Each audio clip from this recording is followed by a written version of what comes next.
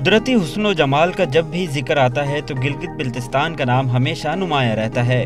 इसकी वजह यहाँ के बदलते मौसम की रौनकें हैं। इन दिनों यहाँ खिजा के मनाजिर फैले हुए हैं। पतझड़ का मौसम सर्दी की नवीद सुना रहा है और गिलगित में दरख्तों ने सुनहरी चादर ओढ़ ली है, जिससे वादी का हुस्न और भी निखर गया है। सयाह भी बदलते मौसम के गुन गाते दिखाई देते हैं। इस मौसम को एंजॉय करने के लिए खुसन गिलगित हो गया, आगे हुंजा हो गया, गोजाल की तरफ हम लोग जाते हैं। ये बड़ा खूबसूरत मौसम होता है। पत्ते जो है ना अपना कलर जो है वो चेंज करते हैं। पीला कलर का पत्ता होता है, पहले सब्ज़ होता है, बाद में जब ये अपना कलर चेंज करता है तो मेरे ख्याल में इस सीज़न के अंदर जो है डोमेस्टिक और नेशनल टूरिस्ट भी यहाँ आते हैं। हर तरफ बिखरे खुश्क पत्ते, ठंडी हवाएं और वादी गिलगित का हुस्न सयाहों को अपनी जानिब माइल कर रहा है।